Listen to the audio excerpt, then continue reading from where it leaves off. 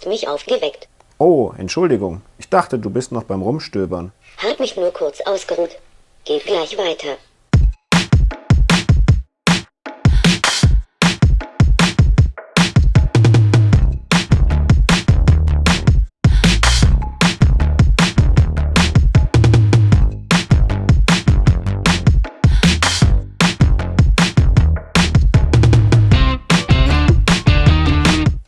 Hey Thomas, schau mal, die kleine Spinne ist ja voll der Baumeister.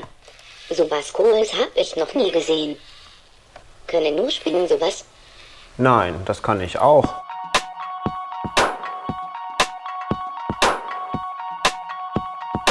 Guck, Hey, wie hast du das gemacht? Das gibt's doch gar nicht. natürlich kann die Spinne das viel besser, aber die Spinne hat auch das bessere Material.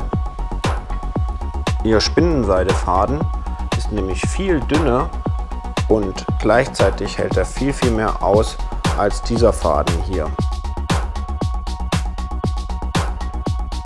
Wie soll das gehen?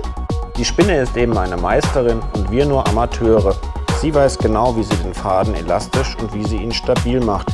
Sie weiß auch, wo sie diese starken Fäden ins Netz einbauen muss, damit es nicht so schnell reißt. Von so einem intelligenten Netz träumen Ingenieure schon lange und würden sich davon gern ein paar Scheibchen abschneiden. Schau mal, der Mann hier aus dem Südpazifik, der hat schon mal angefangen. Er hat einen Stab genommen und die Enden zusammengebunden.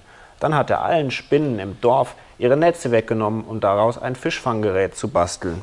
Ganz ähnlich ist es bei unserem Tennisschläger hier. Cool. Stell dir vor, der Ball wäre ein Fisch. Das fädet tatsächlich nach und geht gar nicht so schnell kaputt. Aber da muss die Spinne ziemlich lang dran werkeln. Heutzutage geht es deshalb etwas technischer. Die Spinnenseide wird von Bakterien hergestellt, Leihmüttern quasi. Und mit der künstlichen Spinnenseide kann man dann Cremes oder Nähseide herstellen. Was?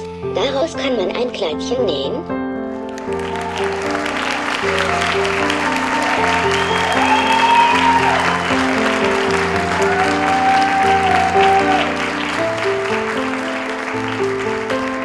Ach Quatsch, das ist zum Zunähen von Bunten gedacht. Da muss man den Faden nicht mehr ziehen lassen. Sowas brauche ich nicht. Meine Haut geht niemals kaputt.